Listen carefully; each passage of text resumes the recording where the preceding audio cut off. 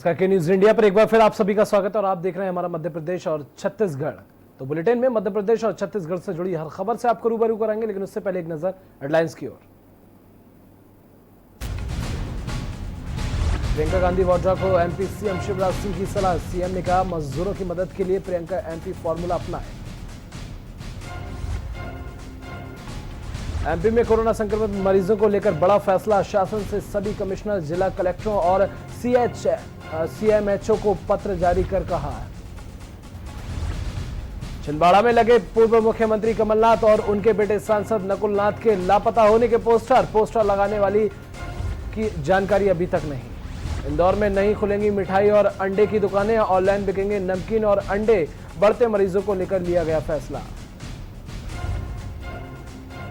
छिंदवाड़ा की कृषि मंडी में सोशल डिस्टेंसिंग की उड़ी धज्जियां। सुबह से ही मंडी में उमड़ रही किसानों की भीड़।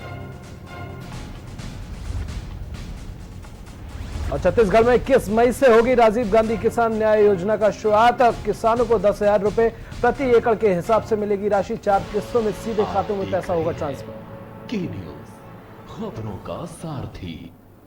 तो बुलेटिन का आगाज करेंगे। आपको बता दें, केंद्रीय स्वास्थ्य मंत्री डॉक्टर हर्षवर्धन जल्द ही वर्ल्ड हेल्थ ऑर्गेनाइजेशन कार्यकारी बोर्ड के अध्यक्ष के रूप में कार्यभार संभालने वाले हैं। डब्ल्यूएचओ के मुताबिक भारत में कोरोना से लड़ाई में अहम भूमिका निभा रहे हर्षवर्धन अपना कार्यभार 22 मई को संभाल सकते हैं।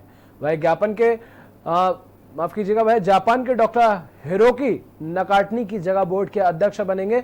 भारत को डब्ल्यूएचओ के कार्यकारी बोर्ड में शामिल करने के प्रस्ताव पर मंगलवार को मोहर लगाई गई। 194 देशों ने प्रस्ताव पर हस्ताक्षर किया और डब्ल्यूएचओ के दक्षिण एशिया समूह ने पिछले साल सर्वसम्मति से निर्णय लिया था कि भारत को 3 साल के कार्यकाल के लिए कार्यकारी बोर्ड के लिए चुना जाएगा।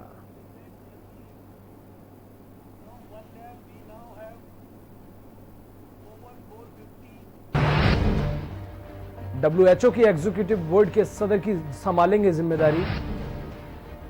22 मई को डॉक्टर हर्षवर्धन संभालेंगे बड़ी जिम्मेदारी। जापान के डॉक्टर हिरोकी नकातानी की जगह लेंगे। डब्ल्यूएचओ के 34 मेंबरों के बोर्ड के मौजूदा सदर बनेंगे। 34 सदस्यीय बोर्ड के अध्यक्ष बनेंगे डॉक्टर हर्षवर्धन। 194 देशों ने भारत के प्रतिनिधित्व प्रस्ताव पर किया सिग्नेचर। डॉक्टर हर्षवर्धन यूपी के जीएसवीएम कॉलेज के विद्यार्थी रहे हैं और बंगाल की खाड़ी में बने ताकतवर चक्रवाती तूफान अम्फान ने अपना असर दिखाना शुरू कर दिया है। मंगलवार रात से ओडिशा के तटीय इलाकों में इसका प्रभाव शुरू हो गया है। तटीय इलाकों में तेज हवाएं चल रही हैं। बालासोर और भद्रक जैसे जिलों में पेड़ गिरने की सूचना आई है। भद्रक और पारादीप में भारी बारिश हो रही है। नदी किनारे से 10,000 लोगों को हटाया गया। कच्चे मकान में रहने वाले लोगों को सुरक्षित जगहों पर ले जाया गया है। मछुआरों को समुद्र से दूर रहने को कहा गया है। पूरे उड़ीसा में करीब 1 लाख लोगों को खतरे वाली जगहों से निकाला गया है। वहीं भारतीय मौसम विभाग IMD का कहना है कि यह चक्रवात तूफान सुबह 10:30 बजे पारादीप से करीब 120 किलोमीटर दूर था। इसके पश्चिम बंगाल बांग्लादेश के तटों से होकर पास होने का अनुमान है। इस साइक्लोन का लैंडफॉल प्रोसेस आज दोपहर से शुरू होगा।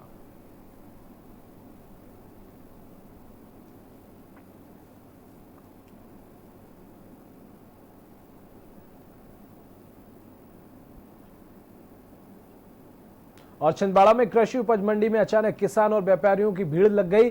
आलम यह था कि सुबह से ही मंडी परिसर में सैकड़ों किसान व्यापारी एक ही परिसर में इकट्ठा हो गए। किसानों की संख्या बढ़ने के कारण क्रय विक्रय तो चल रहा था, लेकिन कोरोना संक्रमण से बचने के लिए बनाई गई गाइडलाइन का पालन नहीं किया जा रहा।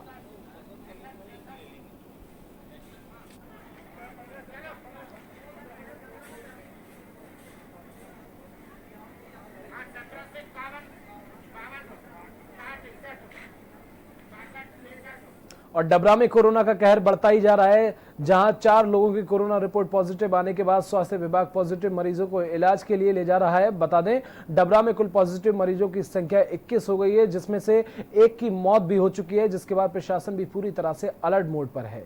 वहीं जिले में पूर्ण लॉकडाउन की घोषणा भी कर दी गई है।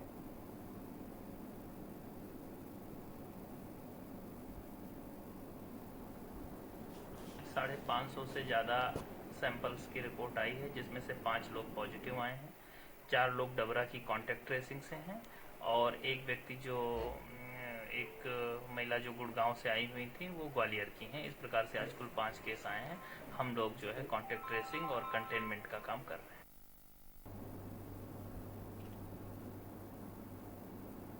और ग्यारसपुर के बमोरा में उस वक्त हड़कंप मच गया जब देखते ही देखते 3 मंजिला मकान गिर गया। वहीं मकान में रह रहे एक बुजुर्ग ने सिलाई मशीन के नीचे छिपकर अपनी जान बचाई। बता दें कि हरिराम नामदेव सिलाई मशीन से ही अपनी जीविका चलाते थे और गृहस्थी का सारा सामान मलबे में दब गया।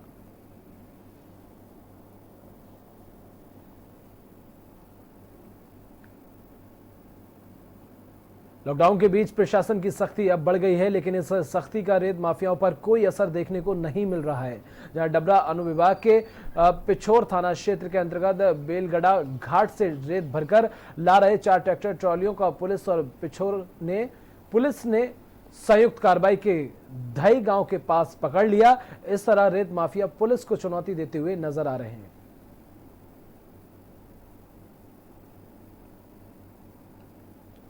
बेलगाड़े से 4 ट्रैक्टर अवैध रेत के निकलने की सूचना मिली थी, तो श्रीमान पुलिस अधीक्षक ग्वालियर के अवैध उत्खनन अभियान के तहत 4 अवैध रेत भरे ट्रैक्टर दही से पकड़े।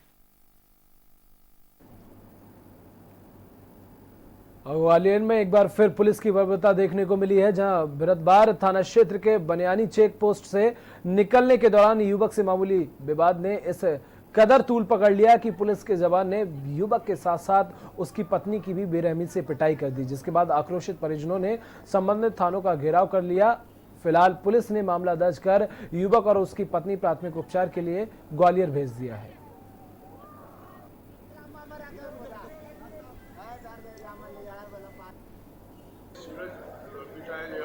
रहने वाला है। ये 3 लोग जा रहे थे मोटरसाइकिल से सीहोर की तरफ, तो पुलिस ने न रोकने का प्रयास किया, तो ये जब न रुका तो पुलिस ने उसको रोकने का फोर्स रोका। रोकने के बाद में ये पुलिस से विवाद करने लगा। इस तरह से पुलिस के साथ में मारपीट हुई। जिन्होंने कृत्य किया है वो निंदनीय है। इसके विषय में जांच की जाएगी, FIR हो गई है और दंडात्मक कार्रवाई की जाएगी। बेचने जा रहा था 2 बीघा, हाँ या जिरी चौमीटा, हाँ और वहाँ पर एक तो दरोगा जी थे, हाँ एक दीवान जी थे, 2 पुलिस वाले थे, 4 लोग थे। 4 लोग थे। हाँ। इन्होंने मेरी बहुत बुरी मारपट्टी की। मैं मांग ये करता हूँ कि आदरणीय SDM साहब ने जो मेरे साथ और SDM साहब ने जो मेरे कर्म करवाए हैं वो उन दोनों को जेल भेजा जाए, सस्पेंड किया जाए, और 4 लोगों ने वहाँ मेरे लठमार कार्रवाई की। 6 लोगों पर FIR दर्ज करवाई जाए और बस यही 6 लोग हैं। और अब खबर मध्य प्रदेश के बैतूल से है, जहां नए व्यापारियों पर नियमों को ताक पर रखकर व्यापार करने का आरोप लगा है, जिसको लेकर सब्जी मंडी में व्यापारी धरने पर बैठ गए हैं। बता दें कि नए लाइसेंस जारी व्यापारी मंडी के बाहर से व्यापार कर रहे हैं, जिसके चलते मंडी के पुराने व्यापारियों को भारी नुकसान हो रहा है। वहीं सूचना मिलने पर पुलिस और प्रशासनिक अमला मौके पर पहुंचा और व्यापारियों को समझाने बुझाने का प्रयास कर रहा है।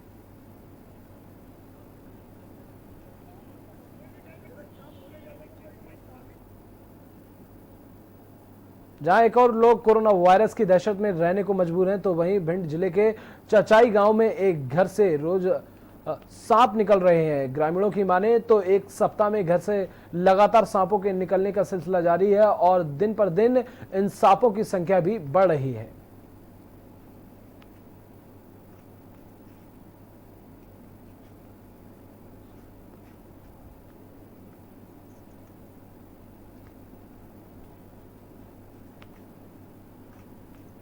पता नहीं, मेरे घर में 8 दिन हो गए ये सांप निकलते हुए। इन्हें लोग बता रहे हैं किंग कोबरा बहुत जहरीली सांप है। कौन सी किस्म के हैं? King cobra. किसने बताया आपको? गांव के 5-6 लोग आए थे, उनने जानकारी दी। मैंने सर्च भी किया है नेट पे, वो किंग ही कोबरा है। इनके पूंछ में भी जहर होता है और मुंह में भी जहर होता है। बहुत जहरीले सांप है। ये आपके घर में कब से निकल रहा है? ये कम से कम 8 दिन हो गए।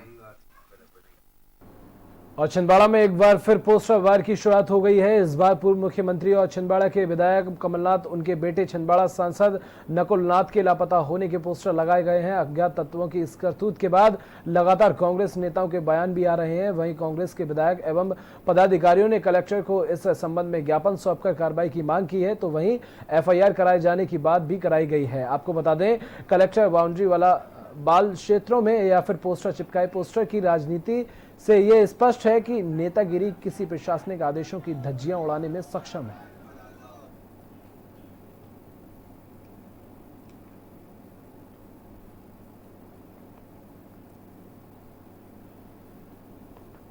हुआ है और इसमें निश्चित रूप से विपक्षी दल का हाथ है। हमने इस ओर भी SP कलेक्टर को भी हम इंगित कर रहे हैं, परंतु अभी कोई सीधा प्रमाण नहीं है, इसलिए हम व्यक्तिगत किसी पे आरोप नहीं लगा करके हम ये कहना चाहते हैं कि असामाजिक तत्वों की हरकत है।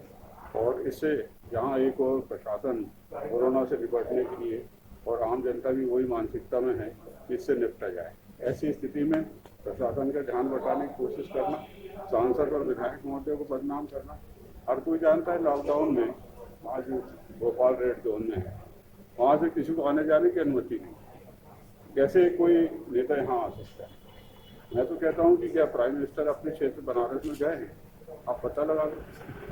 आप शिवराज सिंह जी से पूछ लीजिए कि क्या वो विदिशा गए दौरा कर रहे हैं। और छत्तीसगढ़ सरकार पूर्व प्रधानमंत्री राजीव गांधी की पुण्यतिथि पर राजीव गांधी को किसान न्याय योजना शुरू करने जा रही है, जिसके तहत खरीफ 2019 से धान तथा मक्का लगाने वाले किसानों को अधिकतम 10,000 रुपये प्रति एकड़ की दर से सहायता राशि दी जाएगी। इस योजना के तहत राज्य के 19 लाख किसानों को 5700 करोड़ रुपए की राशि 4 किस्तों में सीधे उनके खातों में हस्तांतरित की जाएगी। छत्तीसगढ़ सरकार राज्य में फसल उत्पादन को प्रोत्साहित करने और किसानों को उनकी उपज का सही दाम दिलाने के लिए राजीव गांधी किसान न्याय योजना शुरू करने जा रही है। मुख्यमंत्री भूपेश बघेल पूर्व प्रधानमंत्री राजीव गांधी की पुण्यतिथि 21 मई के दिन वीडियो कॉन्फ्रेंसिंग के जरिए राज्य में इस योजना का विधिवत शुभारंभ करेंगे।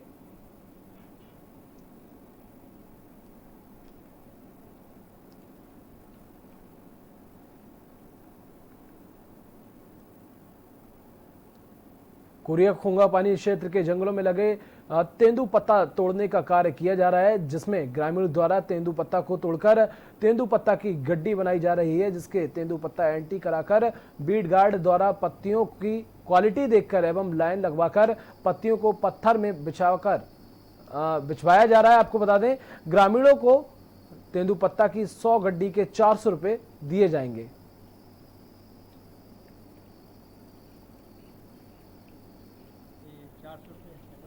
जी सर, ये कब से तेंदुपत्ता जो खरीदा, कौन से तारीख से खरीदा जा रहा है अभी? ये आज 19 तारीख से जी। और टाइमिंग क्या है सर अभी?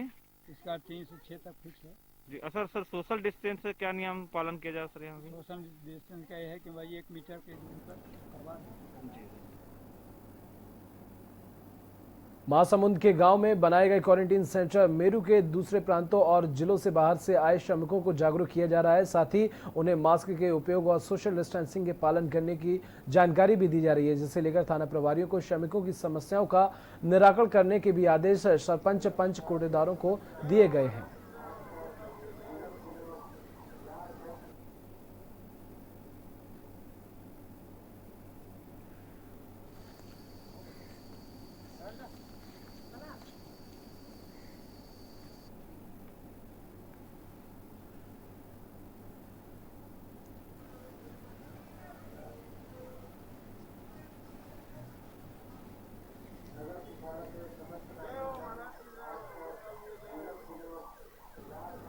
और कोरोना महामारी को रोकने के लिए देश में लॉकडाउन बढ़ा दिया गया है। ऐसे में केंद्र सरकार ने राज्य सरकारों द्वारा अपने राज्य को कुछ और रियायतें देने के लिए कहा है, जिसके बाद छत्तीसगढ़ का पहला हॉटस्पॉट कोरबा में भी रियायतें बढ़ा दी गई हैं, जहां दुकान खोलने का समय सुबह 9 बजे से शाम 5 बजे तक आदेश जारी कर दिया गया है। वहीं इस आदेश से व्यापारी काफ़ी खुश हैं। व्यापारियों और जनप्रतिनिधियों का कहना है कि जिला प्रशासन द्वारा समय बढ़ाने की एक अच्छी पहल है। वहीं जिला प्रशासन लगातार आम लोगों से अपील कर रहा है कि बिना किसी जरूरी काम के घर से बाहर ना निकलें। छत्तीसगढ़ में अब कोरोना संक्रमण लगातार बढ़ रहा है। ऐसे में हमें सोशल डिस्टेंसिंग और घरों में रहकर इस बीमारी से निजात पाने की कोशिश करना है।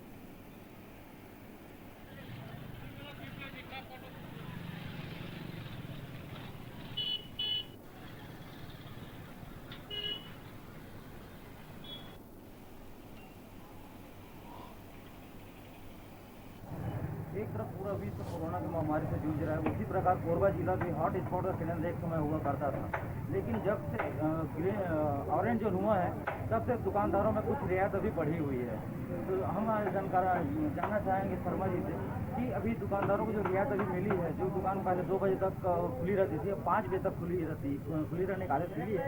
तो आइए हम बात करते हैं शर्मा जी का क्या कहना है कि अभी जो 5 बजे तक समय मिला है दुकान खोलने को, उनके बारे में। शर्मा जी, अभी जो नया आदेश में पारित हुआ है कोरबा जिला प्रशासन के माध्यम से कि अभी 5 दुकान तक खोलना है, उसके बारे में क्या कहना है?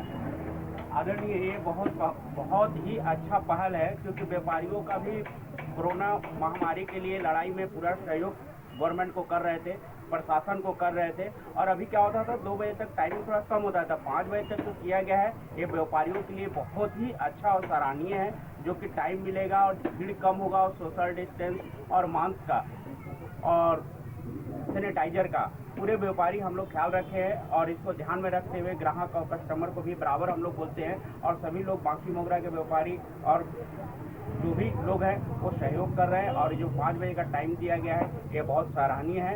ये रमन बघेल जी का जो फरमान जारी हुआ है ये बहुत अति सराहनीय है। टाइम व्यापारी से अति प्रसन्न है। और अभी जो समय बढ़ोतरी मिला जिला प्रशासन की ओर से, आइए हम बात करेंगे यहाँ के जनप्रतिनिधि जो है उनका क्या कहना है, जो अभी व्यवसायियों को जो 5 बजे तक जो समय मिला है। अग्रवाल जी, हम जानना चाहेंगे अभी जो जिला प्रशासन के द्वारा 2 बजे से सुबह 9 बजे से लेकर पहले 2 बजे तक का था, अब 9 बजे तक का समय दिया, तो उसके बाद क्या कहना है? तो पहले लॉकडाउन 9 बजे से 2 बजे तक था, और यहाँ की जिला प्रशासन द्वारा जो सुबह 7 से 5 किया गया है, इससे यहाँ के व्यापारियों को और आम जनता को भी काफ़ी राहत है। और मैं सभी दुकानदार और यहाँ के सभी लोगों से निवेदन करना चाहता हूँ कि ये लॉकडाउन का आप लोग पालन करें।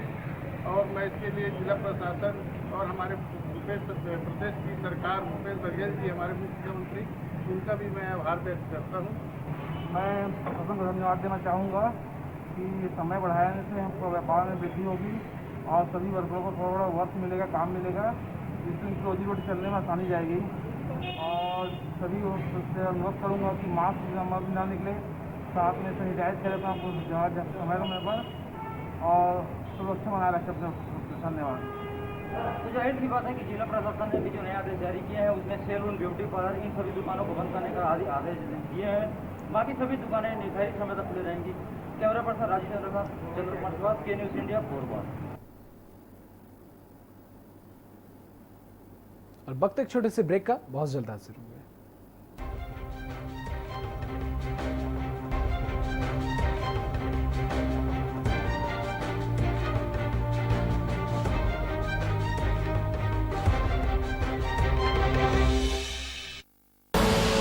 आप देख रहे हैं के न्यूज़, खबरों का सारथी।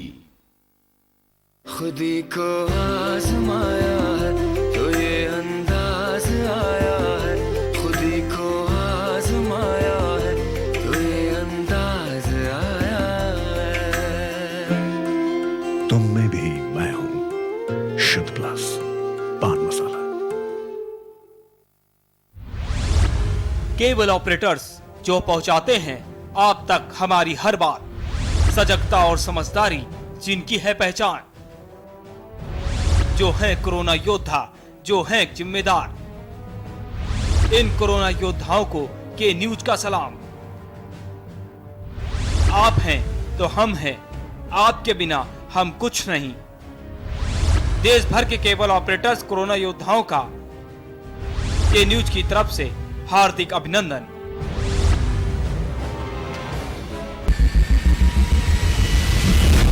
कोरोना संकट के पल पल की अपडेट आप तक पहुंचा रहे हैं 100 कोरोना योद्धा। भरत सेठी, सारिका गुप्ता, अभिनव माथुर, मधुर मोहन दुबे, सनी कुमार, सोनू खान, दीप गुप्ता, अनिल मीना, वेदेंद्र प्रताप शर्मा, कुलदीप बोस थी, दरवेंद्र सिंह चौहान, जितेंद्र चौहान, रजनीश त्रिपाठी। सबसे बड़ी महामारी, सबसे बड़ी कवरेज। आप देख रहे हैं के न्यूज़, खबरों का सारथी।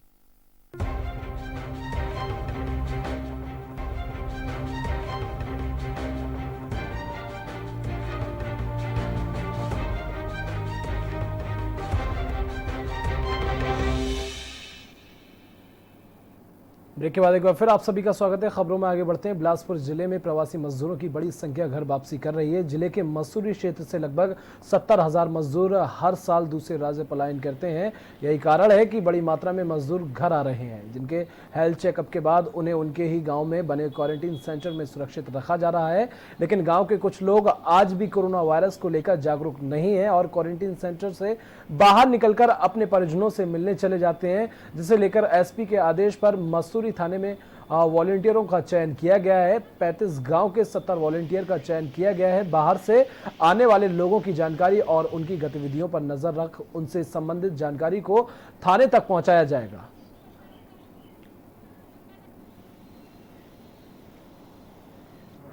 केवल मसूरी थाने में 10 से 15,000 प्रवासी मजदूर वापस आ रहे हैं। इसमें अभी तक 4,000 मजदूर वापस आ चुके हैं।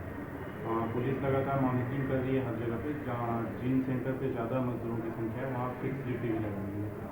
फिर भी ड्यूटी के दौरान कुछ परेशानी ना आए, इस चीज़ को देखते हुए पुलिस अधीक्षक महोदय से आग्रह किया गया था, तो उन्होंने कुल 35 ग्राम के लिए 70 विशेष पुलिस अधिकारी नियुक्त करने का आदेश उनके द्वारा जारी किया है।